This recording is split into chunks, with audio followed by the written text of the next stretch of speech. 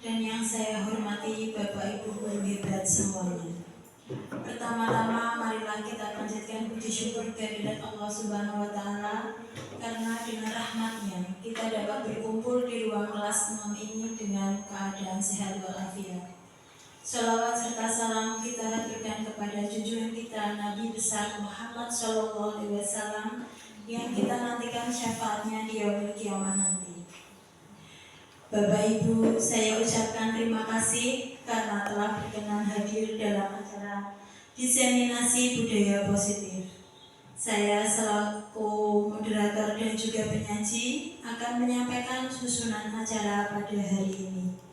Yang pertama adalah pembukaan, yang kedua menyanyikan lagu Indonesia Raya, yang ketiga sholawat nariyah, yang keempat adalah sambutan dari kepala sekolah, yang kelima acara inti, yang keenam lain-lain, dan yang terakhir adalah penutup. Untuk acara yang pertama adalah pembukaan. Marilah kita buka acara ini dengan bacaan basmalah bersama-sama. Acara yang kedua adalah menyanyikan lagu Indonesia Raya. Hadirin dipersilahkan untuk berdiri.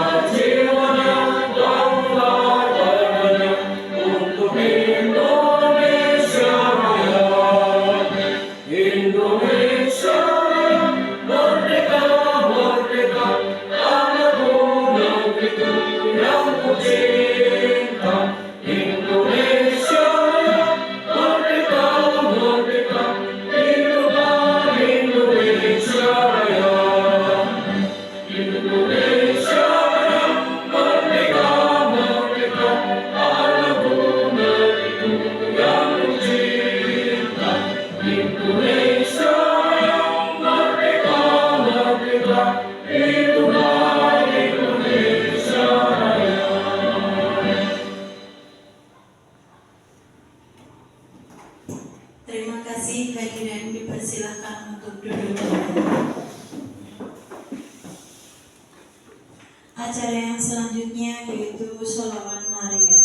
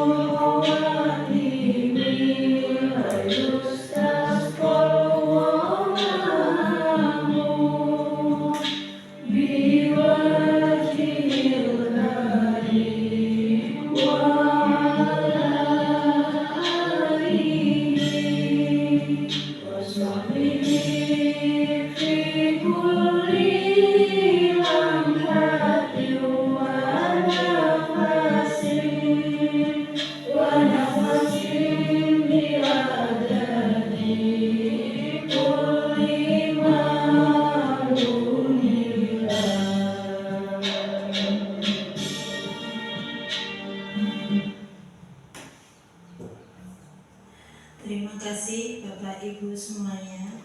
Acara yang selanjutnya adalah sambutan dari Kepala Sekolah kepada Ibu Teguh Sri Ujiati, dipersilahkan.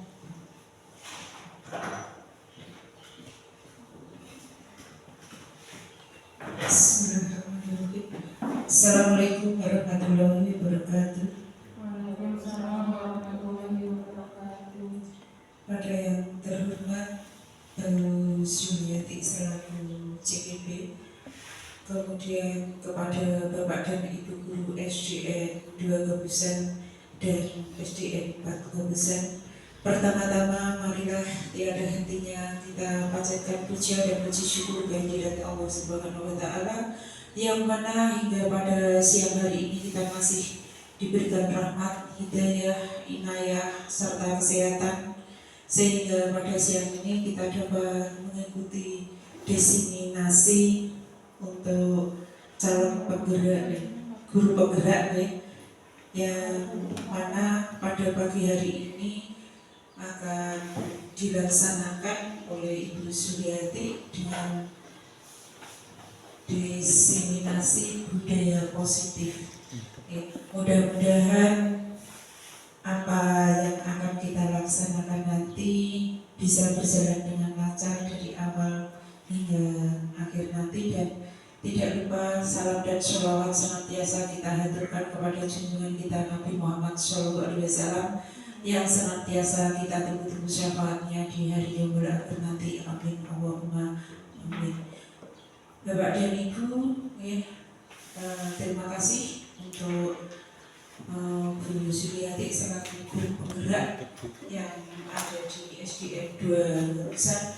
Mudah-mudahan ini adalah awal yang baik, dan bisa memberikan motivasi kepada Bapak dan Ibu guru semua, dan saya yakin Bapak dan Ibu guru pastinya juga semangat untuk bisa seperti Bu Suryati, dan itu juga patut kita syukuri. Monggo sudah ada yang ibaratnya kita segala sesuatu yang mungkin belum kita mengerti nanti bisa sharing dengan Bu Suryati, dan Bu Suryati mohon untuk menularkan kepada teman-teman dan mendukung teman-teman, mudah-mudahan bisa seperti penjenengan. Kemudian untuk guru penggerak ini memang ya tetap ada pro dan kontranya, tapi kita sebagai sebagai Bapak dan Ibu guru yang mana kita harus patuh pada aturan dari Kemendikbud bahwa ini adalah program Kemendikbud yang harus kita ikuti, Ya. Yang penting kita mengikuti arus ya, yang mana apa yang sudah diprogramkan oleh pemerintah kita berusaha untuk mengikuti, sehingga nanti kita untuk kedepannya juga tidak akan ada kesulitan ya. Dan itu yang bisa saya sampaikan untuk hari ini. Dan sekali lagi mudah-mudahan Mbak Juliati selaku guru penggerak yang sudah mulai berjalan ya, mudah-mudahan bisa memotivasi, bisa membawa perubahan kepada SD kita. Begitu juga imbasnya nanti mudah-mudahan saja untuk SDN Panggabusan juga bisa seperti panjenengan. Demikian yang bisa saya sampaikan. Monggo apa yang kita dapat nanti bisa kita ambil hikmahnya, juga bisa menjadi penyemangat buat kita untuk lebih baik untuk membawa perubahan. Demikian, wabillahi taufiq wal hidayah. Wassalamualaikum warahmatullahi wabarakatuh.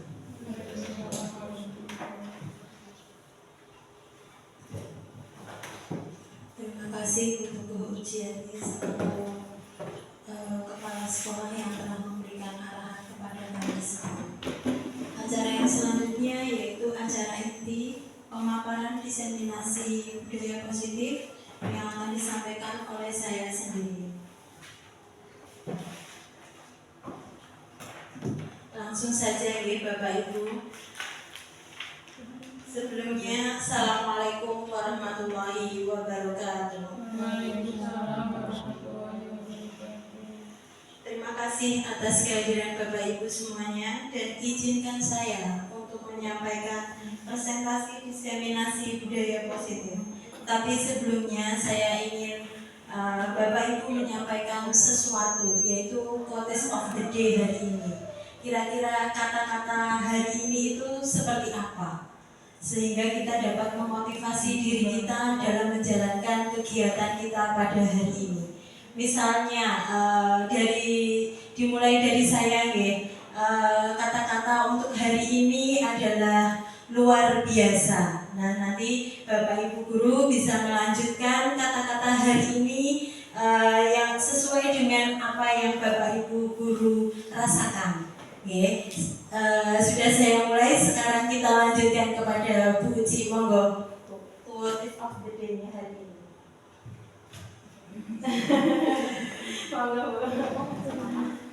Tetap semangat untuk maju dan membawa perubahan. Iya, terima kasih. Tetap semangat untuk membawa perubahan. Monggo, Bu Ari.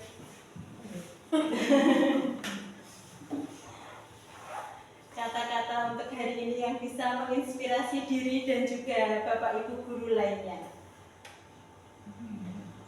Tetap semangat dan berkarya terus. Tetap semangat dan berkarya terus. Silahkan dilanjutkan. Hari ini hari istimewa. Hari ini hari istimewa. Boleh. Monggo Bu Vita. Monggo.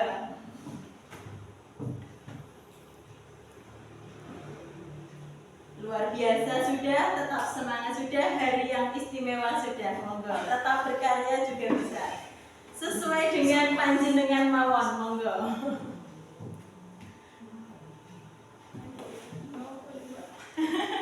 Monggo. Perasaan sesuai perasaan yang dirasakan saja. Apa yang dirasakan Bu Vita pada hari ini? Nah, silahkan disampaikan kepada teman-teman semuanya. Yang simpel dan sederhana saja.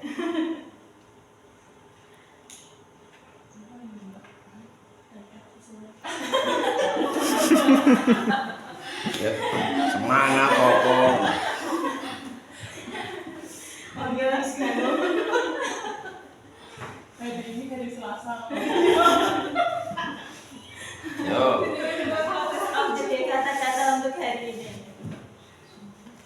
Apa yang dirasakan sama Bu Vita hari ini? Bisa disampaikan sebagai kata-kata untuk hari ini.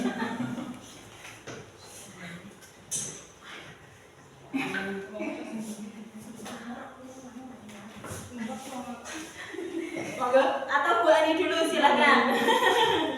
Sambil Bu Vita memikirkannya. Hari ini hari yang cerah secerah hati kita semua. Oh iya, hari ini hari yang cerah setelah hati kita semua. Monggo Bu Yeni. Pantang menyerah, belajar terus. Pantang menyerah, belajar terus. Monggo Pak Kunduri. Oh nggih Pak Kikian, monggo. Guru pembela itu harus memberikan perubahan walaupun sekecil apapun. Oh, lebih sekali. Monggo Pak Kun. Hari ini hari yang penuh berkah. Hari ini yang penuh berkah, nggih. Monggo. Kita sudah menemukan ya? Belum? Belum? Oke, dilanjut dulu kemudian. Monggo kemudian. Berpikirlah positif, tidak perlu peduli seberapa keras hidupmu. Oh iya. Angel ya. Lebih.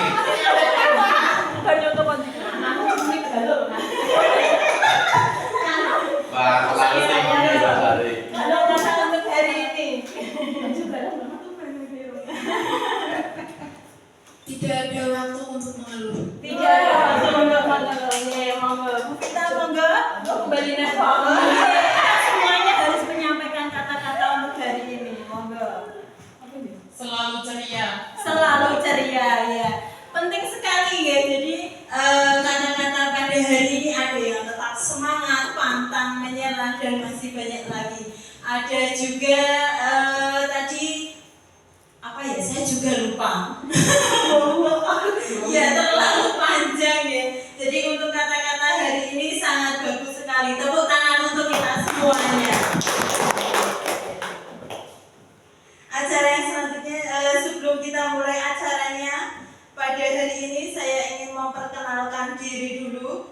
Yang pertama adalah saya sendiri, Suliati selaku CGP Angkatan 9.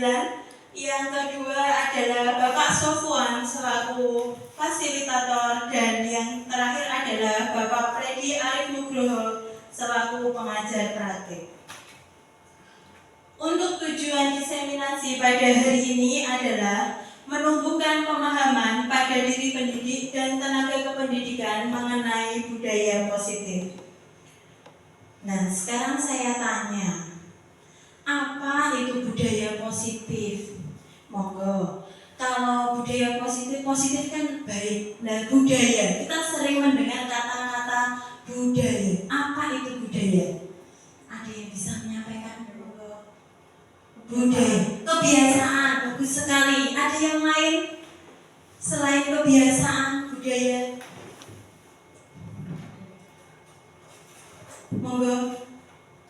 Turun temurun. Turun menurun nggih. Jadi sudah ada sejak zaman dulu nggih Pak untuk budaya. Nah, sekarang apa itu budaya positif? Budaya positif adalah nilai-nilai, keyakinan-keyakinan dan kebiasaan-kebiasaan yang ada di sekolah yang berpihak pada murid agar dapat berkembang menjadi pribadi yang kritis, penuh hormat dan bertanggung jawab. Jadi di sini untuk budaya positif tadi benar dikatakan adalah kebiasaan. Jadi kebiasaan apa yang baik itu bisa kita kembangkan menjadi pribadi yang positif dan juga kritis sehingga dapat bertanggung jawab atas apa yang telah dilakukan.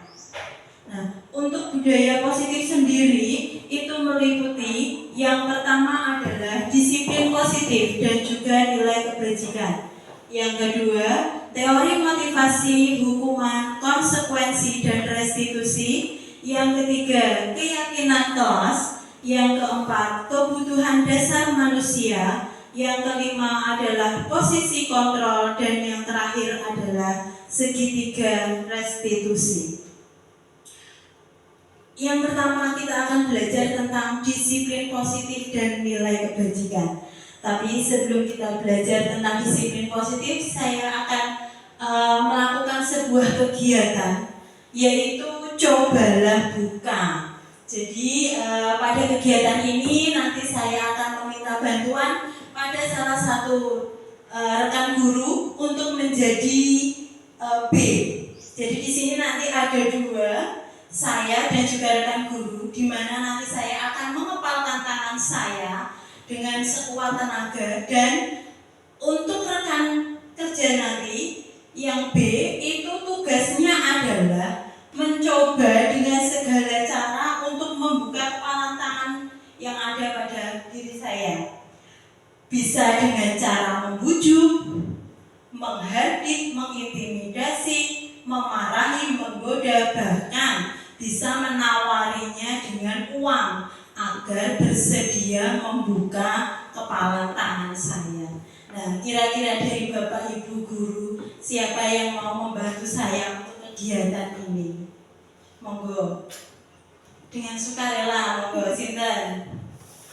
Untuk kegiatan coba buka hari ini. Ini filosofinya sangat berpengaruh nanti pada pembelajaran berikutnya. Monggo, sinten.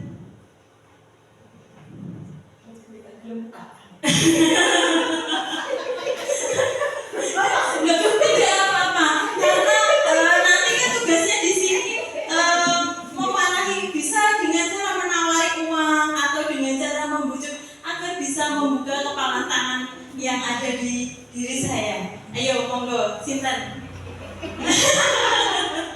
Oke, monggo. Ayo sinten monggo. Ayo Pak. Ayo Pak. Buat tetek aku. Sekali lapor kan Pak. Monggo. Ujian apa Bu? Sinten? Monggo. Monggo ujian. Monggo. Yo. Calon bergerak. Oke. Jadi ini nanti saya akan mengepalkan tangan saya dan di sini seolah-olah saya memegang benda yang sangat berharga, makanya kemudian mencoba untuk membujuk saya agar dapat membuka kepala tangan saya. Monggo Bu Dian. Bukan Mbak. Mbak Kan cantik. enggak mau.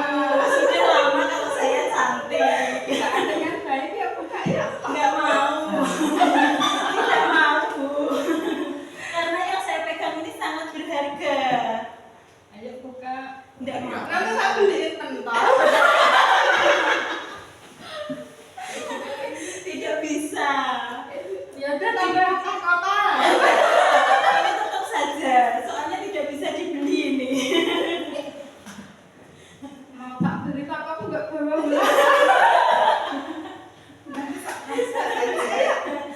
Ayo tak edit dulu.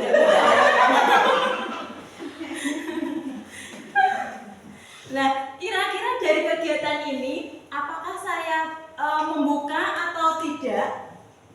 Tidak. Tidak, jawabannya tidak. Ada yang menjawab membuka? Ada kira-kira?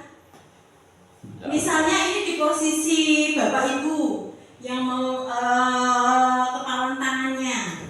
Nah, kira-kira dengan cara Budian tadi, apakah Bapak Ibu mau membuka kepalan tangannya? Berarti bujukannya kurang ya Bu Yuli ya. Nah, jadi dari sini kita mau membuka tangan ataupun tidak, siapa yang bisa mengontrol? Apakah Budian atau diri kita sendiri? Diri kita sendiri, nggih. Betul sekali. Terima kasih nggih Budian atas bantuannya. Nah, jadi di sini termasuk dalam stimulus respon dan juga teori kontrol. Siapa yang bisa mengontrol diri kita sendiri? Ya diri kita sendiri, tidak bisa dikontrol oleh orang lain. Nah, dari sini ada yang namanya perubahan paradigma belajar dari stimulus respon yang diberikan dari luar ke pendekatan teori kontrol oleh Stephen R. Covey.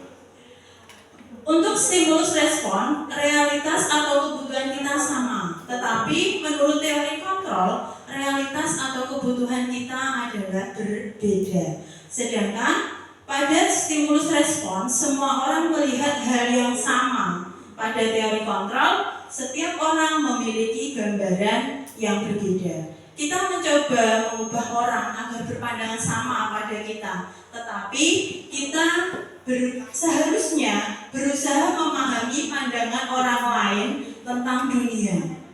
Menurut stimulus respon, perilaku buruk itu adalah sebuah kesalahan, tapi telah ditentukan. Nah, di sini bisa dikatakan disiplin adalah belajar. Jadi untuk disiplin diartikan sebagai belajar dan berlangsung secara terus menerus.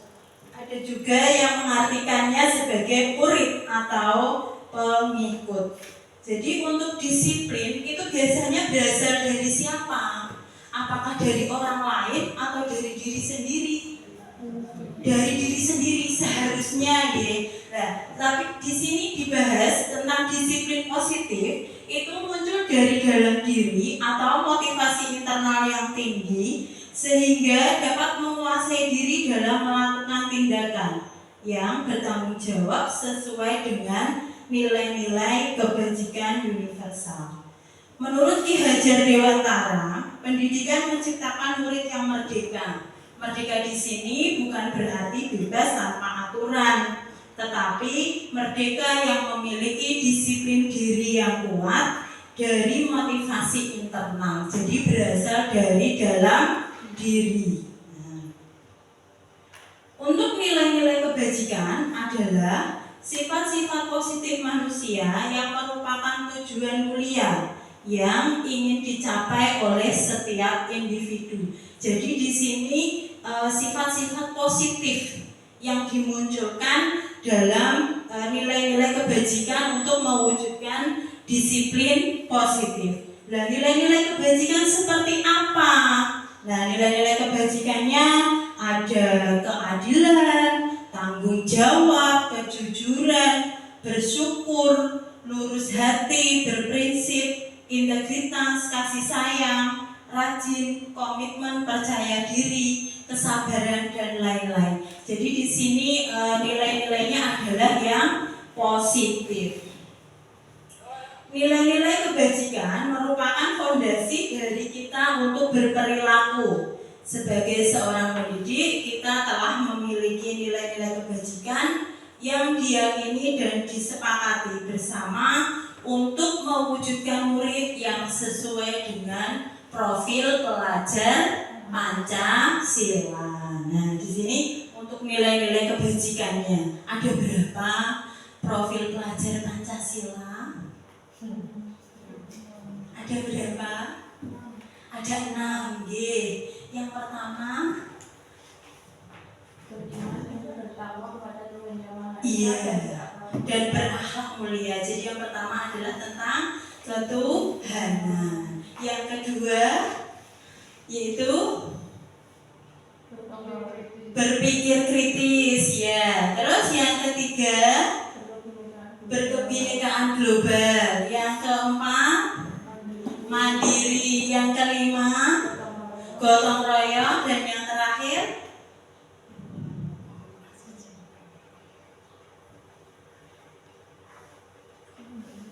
beriman dan bertakwa sudah. Nah, yang terakhir adalah kreatif. Jadi itu yang harus dimunculkan pada murid kita, dan kita sudah berkomitmen dan menyepakati hal tersebut.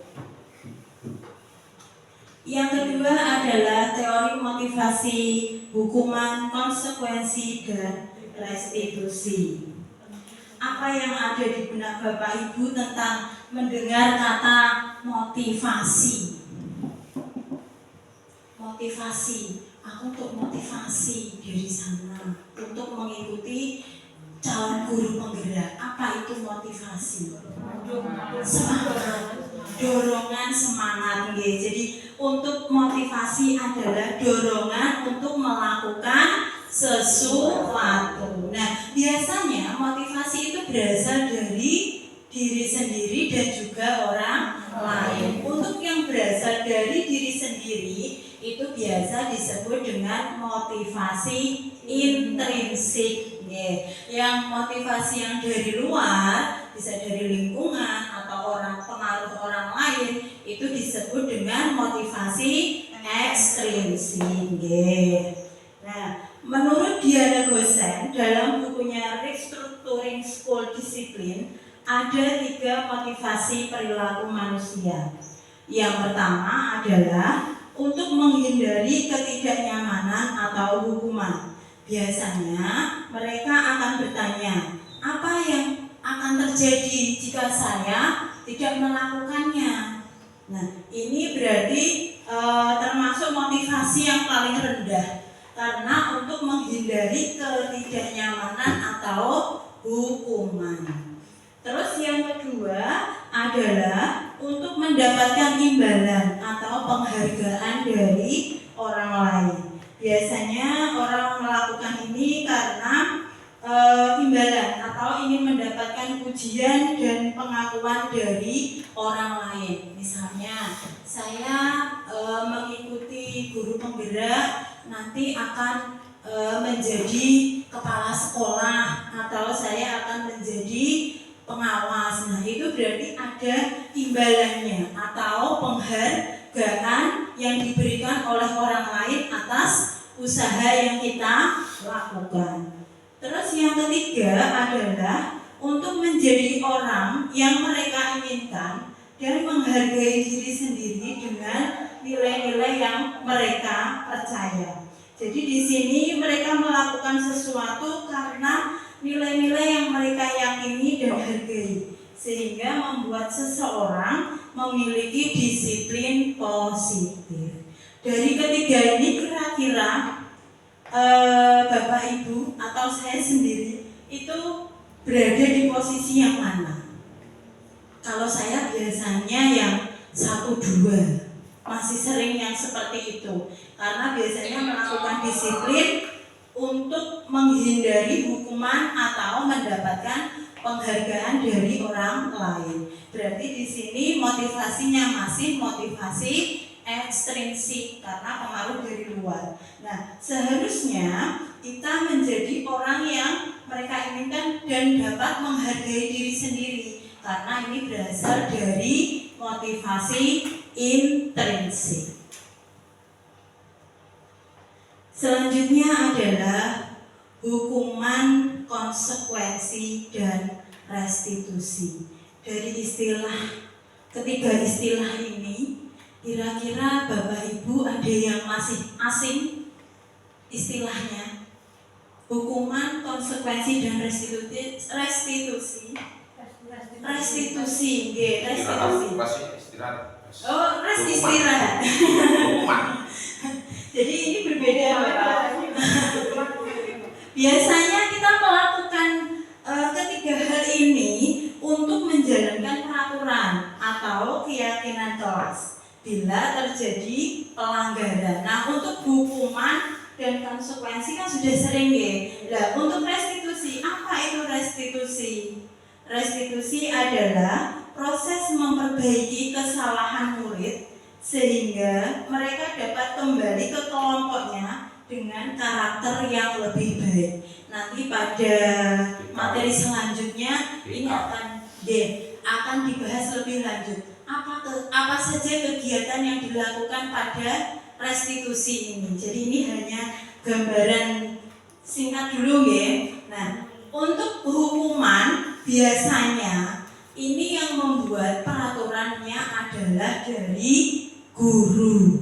Jadi peraturan kelas, peraturan sekolah ditulis. Nah, itu yang menulis adalah guru. Jadi sehingga pada saat murid melakukan pelanggaran atau kesalahan itu akan menyakitkan dan juga bisa menimbulkan rasa marah. Nah, seperti itu. Misalnya tidak mengerjakan PR, kira-kira hukumannya apa? Kalau Bapak Ibu guru menghadapi anak yang tidak mengerjakan PR, bisa berupa hukuman fisik ataupun hukumannya verbal. Kalau tidak mengerjakan PR, Ribon, yang pernahkah menjumpai hal tersebut, mempunyai murid yang tidak mengerjakan PR? Pernah. Nah, kira-kira apa yang Bapak Ibu guru lakukan untuk menyelesaikan masalah tersebut? Enggak. Ataukah anak itu disuruh keluar dari kelas? Tidak. Ataukah disuruh menulis ulang? Jawabannya pernah. Nah, itu termasuk dalam hukuman. hukuman. Lah kira-kira kalau anak tersebut diberi hukuman seperti itu, apa yang dia rasakan? Menyesal? Anaknya menyesal? Kapok? Yang jelas anak itu pasti akan marah dalam dirinya. Nah, jadi di sini pengaruhnya adalah negatif, lebih ke jadi akan membentuk sebuah identitas yang gagal. Nah, itu untuk hukuman. Tetapi saya juga pernah melakukan hal itu. Saya suruh mengulang menulis jawaban itu juga pernah. Tapi untuk keluar kelas saya belum pernah melakukannya. Untuk yang kedua adalah konsekuensi. Jadi di sini yang membuat adalah guru dan murid. Jadi misalnya sebelum terjadi tindak pelanggaran, saya tidak mengerjakan PR, itu sebelumnya sudah ada pembahasan. Kira-kira kalau kamu tidak mengerjakan PR, konsekuensinya apa? Misalnya saya harus mengerjakannya pada jam istirahat. Jadi anak-anak yang lain bermain, sedangkan saya harus berada di dalam kelas untuk mengerjakannya. Jadi sudah tahu kalau saya tidak mengerjakan PR, berarti nanti saya harus mengerjakan pada saat jam istirahat. Itu sudah tahu karena sudah dibuat sebelumnya dan dibuat oleh guru dan juga murid. Apakah anak itu akan merasa nyaman? Nyaman? Nyaman atau tidak? Tidak. Wong bagore yang lainnya pada bermain. Aku koning jero kelas mengerjakan tugas, tetapi itu sebagai konsekuensinya. Tetapi meskipun dengan rasa tidak nyaman, ya. Nah, yang terakhir adalah restitusi. Kalau restitusi ini yang membuat adalah anak. Jadi kita menawarkan kepada anak, kira-kira hal apa yang bisa kamu lakukan untuk mengatasi masalahmu tadi. Misalnya tadi kan tidak mengerjakan PR. Nah, kira-kira penyelesaiannya seperti apa? Nah, itu kita tawarkan. Jadi tidak langsung kamu harus seperti ini, tidak. Jadi ada pilihan untuk melakukan tindakan yang bisa dilakukan untuk mengatasi masalah tersebut. Nah, kira-kira Bapak Ibu guru dalam melakukan tindak pelanggaran mau menggunakan cara yang mana? Hukuman, konsekuensi, atau restitusi?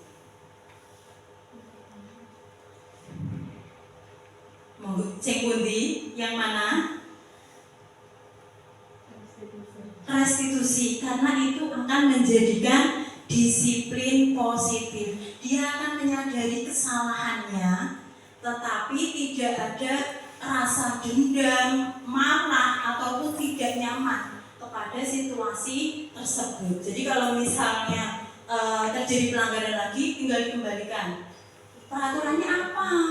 Nah, jadi anak akan menyesal, tetapi tidak ada rasa di belakang rasa.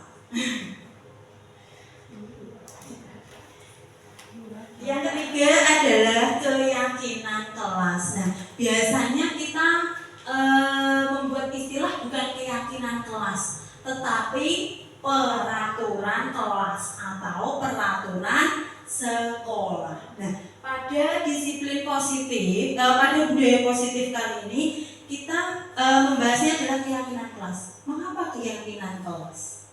Bukan peraturan kelas. Apa bedanya?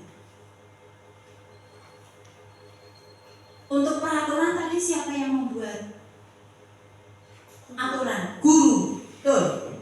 Kalau yang keyakinan? Anak bersama guru. Iya. Nah, jadi kira-kira lebih luwes yang mana? Yang dibuat guru atau yang dibuat secara bersama-sama?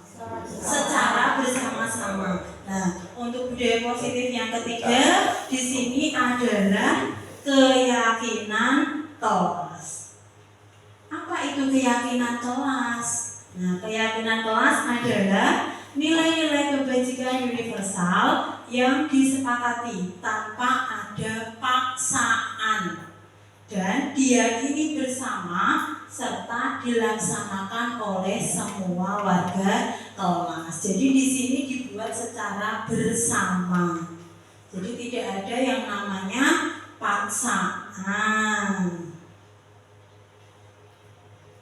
Nah, untuk nilai-nilainya di sini bisa mengambil tentang keadilan, kehormatan, peduli, komitmen, integritas, kejujuran, pelayanan, keamanan, kesabaran, tanggung jawab, mandiri, berprinsip, keselamatan, dan juga kesehatan. Ini nilai-nilai kebajikan.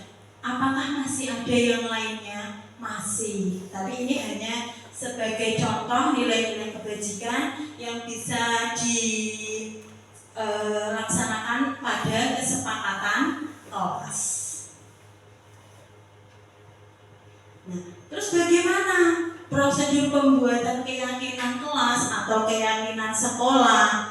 Di sini yang pertama adalah guru memberi penjelasan tentang pentingnya pembuatan keyakinan kelas. Jadi sebelum kita membuat keyakinan kelas, kita beri penjelasan. Jadi untuk keyakinan kelas itu dibuat secara bersama-sama, tidak dibuat oleh Bapak Ibu guru. Jadi adanya penjelasan. Yang kedua, setelah diberikan penjelasan oleh Bapak Ibu guru, siswa diminta untuk menuliskan keyakinan yang mereka inginkan pada selembar kertas. Jadi dituliskan misalnya tidak boleh mencoret-coret dinding, tidak boleh membuang sampah sembarangan. Nah itu bebas, anak bisa menuliskan bebas di situ. Terus yang ketiga adalah murid menempelkan kertas pada papan tulis. Nah seperti yang saya lakukan, anak menempelkannya pada papan. Ya. Yang selanjutnya setelah ditempelkan, guru mengulas keyakinan yang sudah ditulis. Biasanya anak yang satu dengan yang lainnya ada persamaan. Nah, di sini tugas dari guru mengulas keyakinannya. Kita yang sama kita jadikan satu dan kita ambil yang lebih sederhana saja. Selanjutnya adalah mengubah keyakinan kelas menjadi kalimat positif. Jadi dalam keyakinan kelas dilarang, tidak boleh, jangan itu tidak boleh dicantumkan dalam keyakinan kelas. Kalau tadi dituliskan tidak boleh mencoret-coret dinding, maka keyakinan kelasnya menjadi seperti apa? Kalau tidak bolehnya harus dihilangkan karena harus menggunakan kalimat yang positif. Nah, kalau mencoret-coret dinding berarti tentang apa? Menjaga kebersihan. Berarti kita cukup menuliskan menjaga kebersihan. Jadi tidak boleh menggunakan kalimat yang negatif seperti itu. Tidak boleh membuang sampah sembarangan. Kira-kira kalimat positifnya? Nah, membuang sampah pada tempatnya. Jadi harus menggunakan kalimat yang positif. Dan yang terakhir adalah menyepakati keyakinan kelas. Jadi kita sepakat untuk melakukan keyakinan kelas tersebut. Berikut ini adalah dokumentasi pembentukan keyakinan kelas 6 yang saya lakukan. Yang pertama di sini ada anak telah menuliskan keyakinan kelas pada selembar kertas. Terus yang kedua ditempelkan pada papan tulisnya tadi. Setelah itu ibu guru mengulas keyakinan kelas dan yang terakhir adalah menanyakan keyakinannya. Jadi di sini disepakati dengan diberi tanda tangan oleh seluruh warga kelas. Itu proses dari pembentukan keyakinan kelas yang saya lakukan. Nah sekarang Bapak Ibu, saya akan menampilkan beberapa contoh keyakinan kelas dan kira-kira nilai-nilai kebajikan apa yang ada pada keyakinan kelas berikut ini. Yo, monggo. Mengembalikan barang ke tempatnya. Kira-kira nilai kebajikannya apa? Tentang apa nilai-nilai kebajikannya? Disiplin. Terus yang lainnya selain disiplin? Kesadaran diri. Dan jawabannya adalah tanggung jawab. Jadi anak memiliki rasa tanggung jawab karena jika saya meminjam barang harus dikembalikan, tanggung jawabnya ada. Terus yang kedua, hadir 15 menit sebelum pembelajaran dimulai. Sebelum pelajaran dimulai. Nggih. Disiplin waktu, nggih. Terus apa lagi? Komitmen. Ada yang lainnya lagi?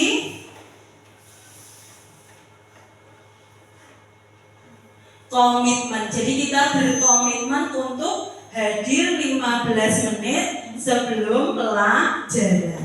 Terus yang ketiga, menggunakan masker.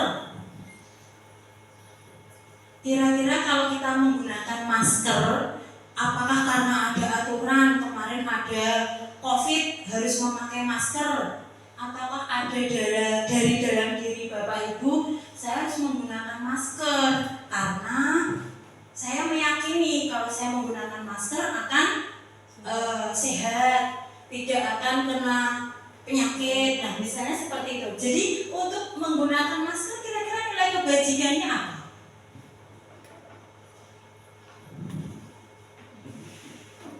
Yang ada ini timbulnya dari dalam diri sendiri ya. Nah, untuk menggunakan masker itu adalah kesehatan.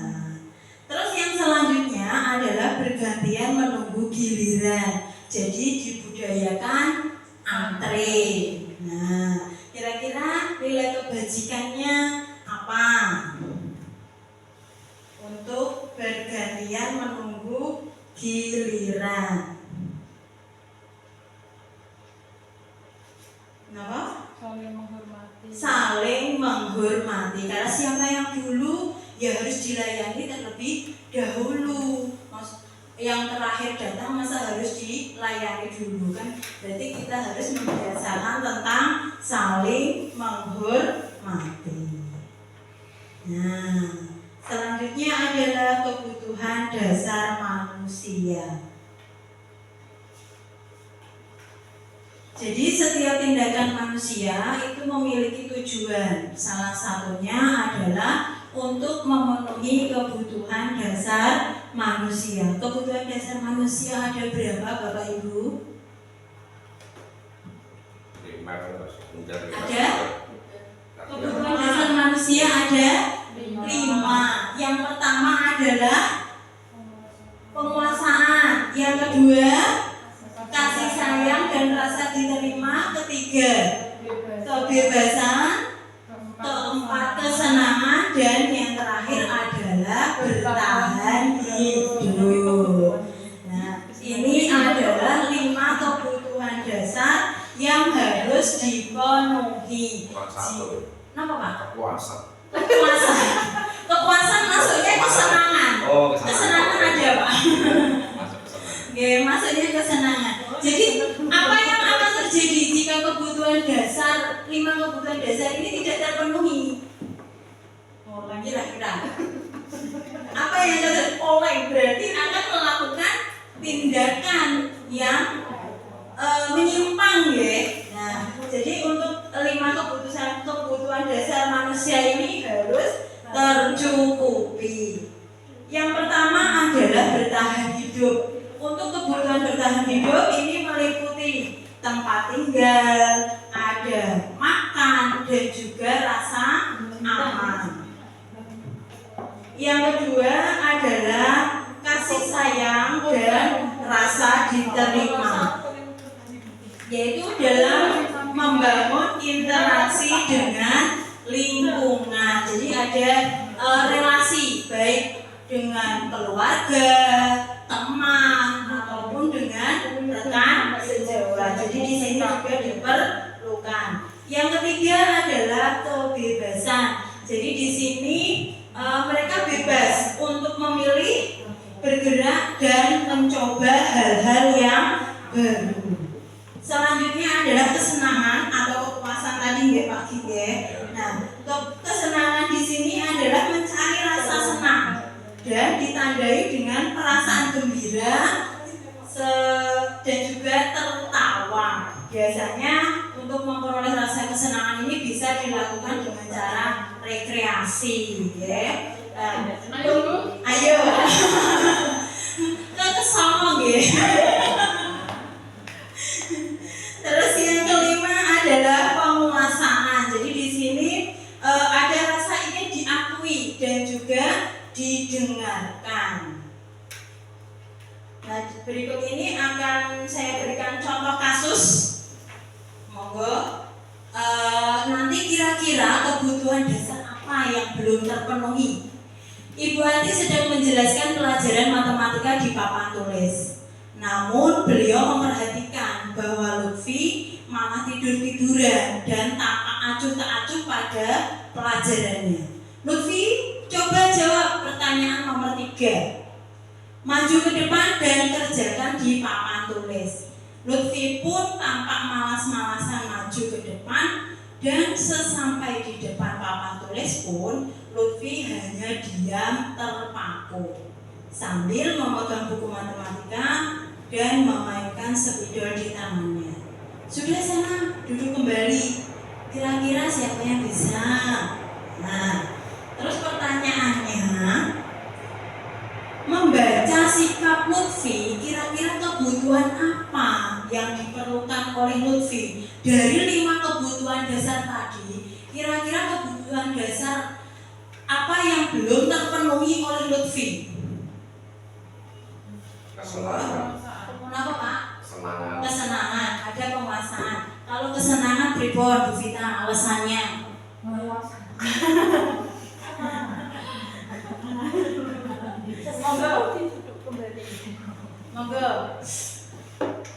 Sambil berdiri boleh menghadap kamera.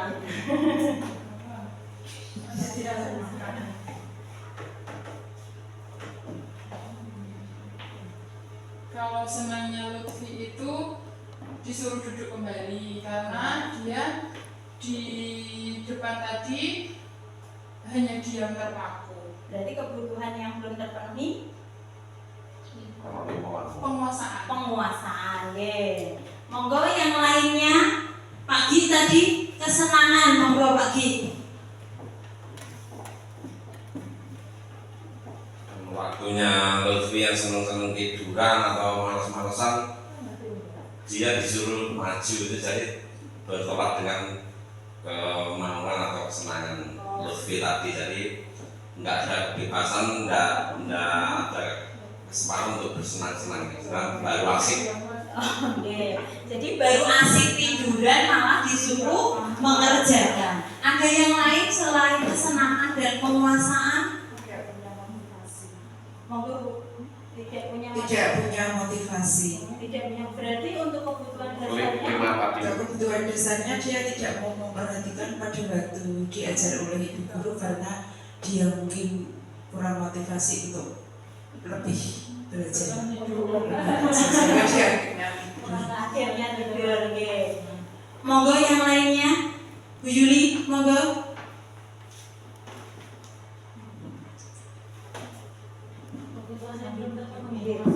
Kelima tadi. Yang belum terpenuhi itu kasih sayang dan rasa diterima. Nah, alasannya seperti apa? Kasih sayang dan rasa diterima, alasannya? Iya, mungkin dia tiduran itu punya alasan tertentu kenapa harus langsung disuruh maju. Mencari inspirasi mungkin dia punya. Nah, dari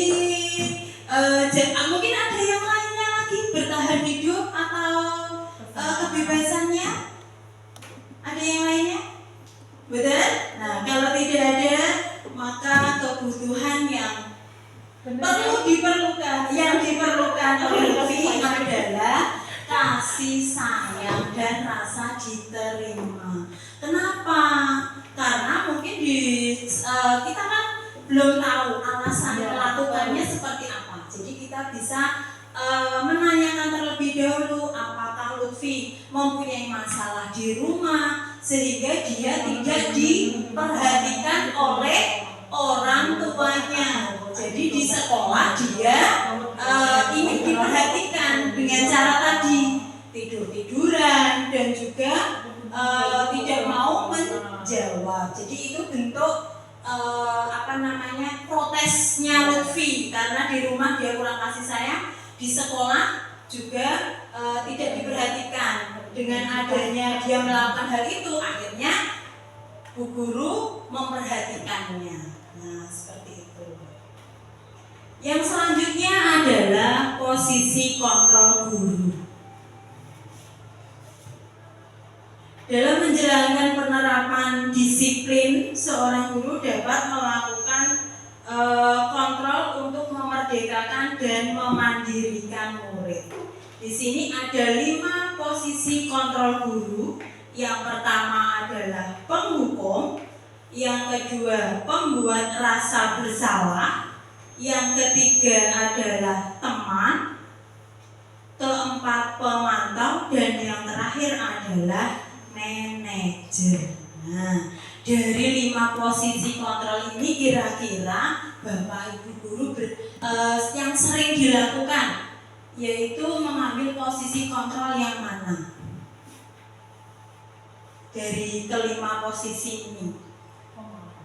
Pemantau. Ada yang lainnya lagi? Teman. Ada yang lainnya lagi? Ada yang memposisikan diri sebagai penghukum atau pembuat rasa bersalah? Manajer. Berarti ada 2 ya.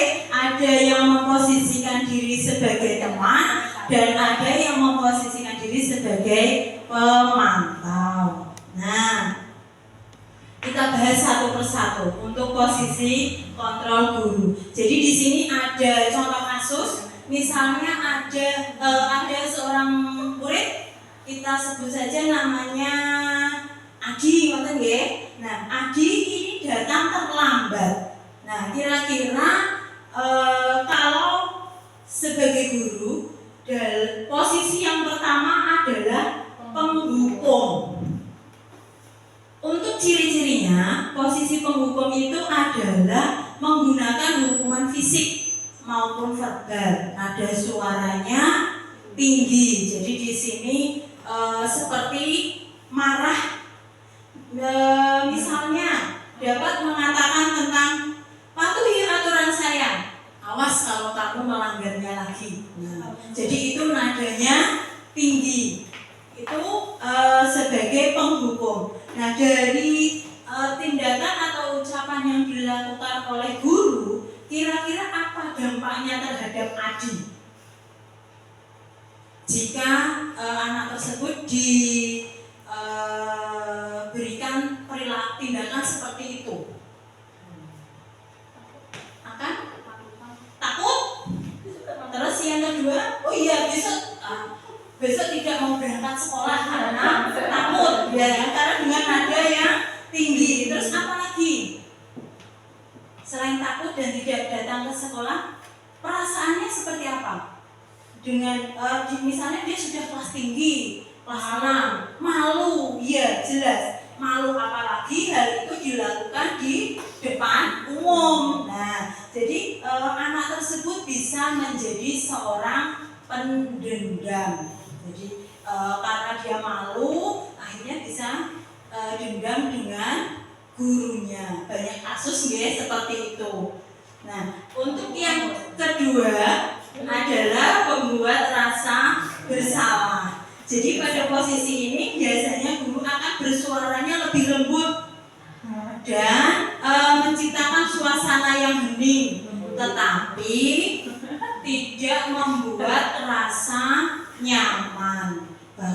bisa membuat rasa bersalah ataupun rendah diri. Nah, untuk kata-katanya bisa dengan gimana coba? Kalau orang tua kamu tahu apa yang kamu perbuat. Nah, jadi seperti itu. Jadi ada perasaan bersalah, membuat rasa bersalah. Atau bisa juga dengan ibu sangat kecewa dengan kamu. Kenapa kamu datang terlambat? Padahal kemarin kamu sudah berjanji untuk tidak mengulanginya lagi. Nah, jadi seperti itu, ada rasa bersalah. Meskipun nadanya lebih halus, lebih rendah, tetapi membuat si pelaku tersebut menjadi bersalah. Terus dampaknya seperti apa? Kira-kira kalau di anak tersebut dilakukan hal seperti itu terus, akan minder, ya, tidak percaya diri, dan bahkan bisa tertekan, ya, stres karena selalu disalahkan. Nah, seperti itu. Dan nanti juga bisa suatu saat karena bisa menjadi bom waktu. Jadi dia bisa melakukan hal-hal yang di luar nalar karena rasa minder dan juga stresnya tadi. Terus yang ketiga adalah posisi sebagai teman. Di sini guru tidak akan menyakiti murid, namun tetap berupaya mengontrol murid melalui persuasi. Nada suaranya ramah, akrab, dan juga bercanda. Nah, biasanya di sini kalau teman bisa mengatakan dengan, ya sudahlah, kali ini Bapak maafkan, tidak apa-apa, tapi jangan diulanginya lagi. Nah, seperti itu. Nah, kira-kira dampaknya kepada murid jangka panjangnya seperti apa kalau kita memposisikan diri sebagai teman? Apakah anak tersebut bisa mandiri? Tidak. Yang jelas tidak, karena merasa saya selalu dibantu sama bapak atau ibu guru tersebut. Nah, jadi di sini anak akan merasa ketergantungan kepada guru tersebut. Yang selanjutnya adalah pemantau. Pada posisi ini kita bertanggung jawab atas perilaku orang-orang yang kita awasi sesuai dengan peraturan dan konsekuensi yang telah dibuat. Jadi Bapak Ibu guru bisa menanyakan tentang apa peraturannya jika terjadi pelanggaran. Dan meskipun kita sebagai pemantau, anak-anak tetap akan merasa tidak nyaman. Misalnya tadi datang terlambat, apa peraturannya? Datang pukul 7 misalnya, seperti itu. Tapi setelah diberikan pertanyaan, mereka merasa tidak nyaman karena diinterogasi.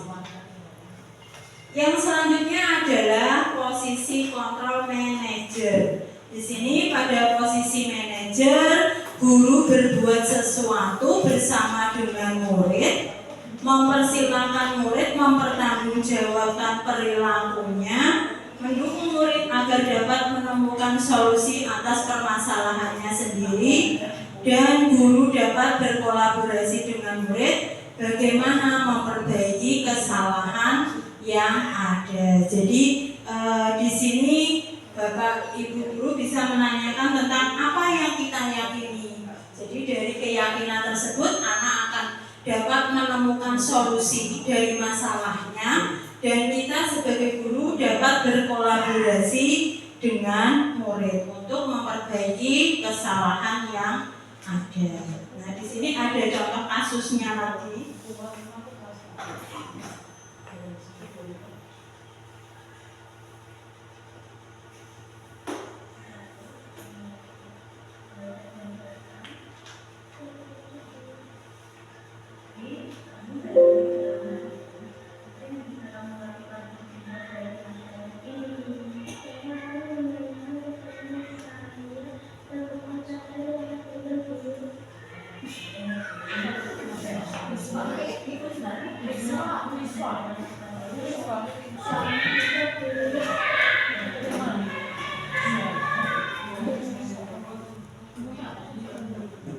Nah, dari video tadi kira-kira Bu Ati memposisikan dirinya sebagai apa? Ditanyakan kepada Riswa bahwa kita mulai pembelajaran jam berapa? Dijawab oleh Riswa jam 7. Nah, dari situ terus mengapa kamu datang terlambat? Nah, di situ bagaimana cara kamu memperbaiki kesalahan tersebut? Yaitu dengan tanya kepada temannya. Nah, dari situ kira-kira posisi kontrol apa yang dilakukan? Memposisikan dirinya sebagai apa? Ada penghukum, pembuat rasa bersalah, ada teman, pemantau atau manajer. Yang dilakukan. Jadi di sini Riswa menemukan solusinya sendiri karena dia mengatakan ingin bertanya kepada temannya. Berarti posisinya sebagai manajer. Ini materi yang terakhir yaitu segitiga restitusi. Tadi kan sudah membahas tentang restitusi sekilas ya. Nah, untuk segitiga restitusi itu ada 3 tahapan. Yang pertama adalah menstabilkan identitas, yang kedua validasi tindakan yang salah, dan yang ketiga adalah menanyakan keyakinan. Kira-kira dari ketiga langkah ini apakah Bapak Ibu pernah melaksanakannya? Saya yakin pernah. Iya, tapi kita tidak menyadari kalau itu namanya adalah segitiga restitusi. Ya. Jadi kita pernah secara tidak sadar sudah melaksanakannya. Nah, yang pertama untuk segitiga restitusi adalah menstabilkan identitas. Jadi di sini mengubah identitas anak yang gagal menjadi sukses, yaitu dengan cara tadi tidak menyalahkan. Jadi kalau kita salahkan, maka anak tersebut akan menjadi minder, ya, dan mencarikan solusinya. Kata-kata yang bisa diucapkan adalah setiap orang pasti pernah berbuat salah. Nah, itu juga bisa. Saya juga pernah melakukan kesalahan seperti itu. Nah, itu yang bisa dilaksanakan. Yang kedua adalah validasi tindakan yang salah. Dari validasi tindakan yang salah ini kita harus memahami alasannya apa, mengapa dia melakukan hal tersebut, dan kita bisa memposisikan diri kita jika berada pada posisinya. Di sini bisa digunakan kata tanyanya, kamu pasti punya alasan mengapa melakukan hal itu. Adakah cara yang lebih efektif untuk mendapatkan apa yang kamu butuhkan? Nah, itu validasi tindakan yang salah. Terus yang ketiga, menanyakan keyakinan. Guru dapat membantu murid untuk tetap fokus dalam menjalankan keyakinan yang mereka yakini. Bisa dengan apa keyakinan kelas kita? Kamu ingin menjadi orang yang seperti apa?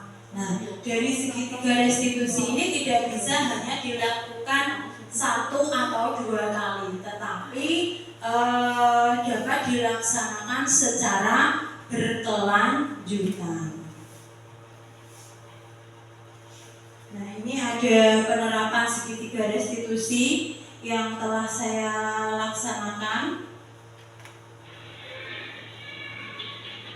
Kusna, kenapa kamu membuang sampah sembarangan, tidak pada tempatnya?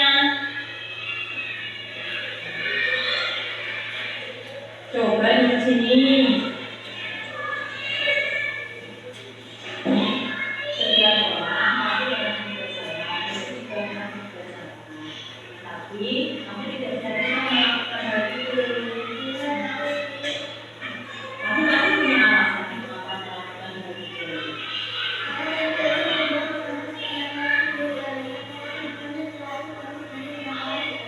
Menurut kamu membuang sampah sembarangan itu ada salah?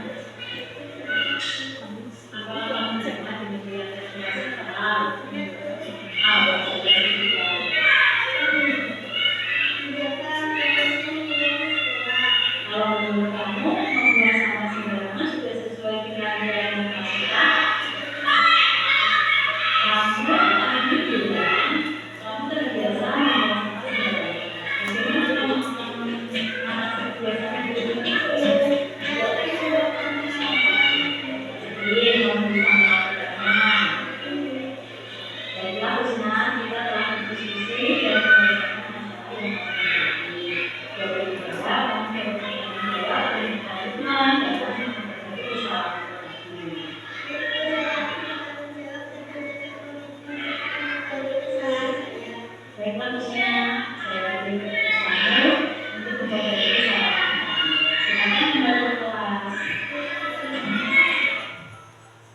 dari video ini tadi sudah dilaksanakan segitiga restitusi. Ya, tindakan yang pertama tadi menstabilkan identitas, yang kedua validasi tindakan yang salah dan menanyakan keyakinan.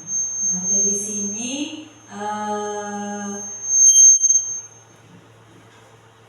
dari kegiatan pada hari ini mungkin ada yang ingin ditanyakan sampai di sini. Monggo, ada yang ingin ditanyakan? Monggo, buatan tidak ada? Oh, Mas, ya. Berarti sudah jelas ya. Nah, kesimpulan untuk kegiatan hari ini adalah budaya positif dapat dimulai dari disiplin diri yang bertanggung jawab dan sesuai dengan nilai-nilai kebajikan atau keyakinan universal yang diterapkan di sekolah. Budaya positif tidak dapat diciptakan secara instan. Adanya kerjasama berbagai pihak dan proses yang berkelanjutan. Sebagai guru haruslah menjadi tauladan dan tuntunan bagi murid agar budaya positif dapat terwujud. Jadi untuk budaya positif harus dilaksanakan secara terus menerus. Ya, continue, betul sekali Pak Ki. Nah, sekian dari saya. Jika tidak ada pertanyaan, acara yang selanjutnya adalah lain-lain. Mungkin dari Bapak Ibu guru ada yang ingin disampaikan atau ditanyakan, monggo. Betul? Cukup? Cukup. Nah, acara yang selanjutnya adalah penutup. Terima kasih kepada Bapak Ibu guru semuanya, dan semoga acara pada hari ini bermanfaat bagi kita semua. Kita tutup acara pada hari ini dengan bacaan hamdalah secara bersama-sama. Sebelum saya tutup acara ini, saya ingin berpantun. Oh, nggih, mau. Langsung ada jawabannya nih. Berbaju kurung si anak dara, sanggul berhias kembang melati. Kalau tersilap tutur bicara, mohon maafkan sepenuh hati. Sekian, assalamualaikum warahmatullahi wabarakatuh.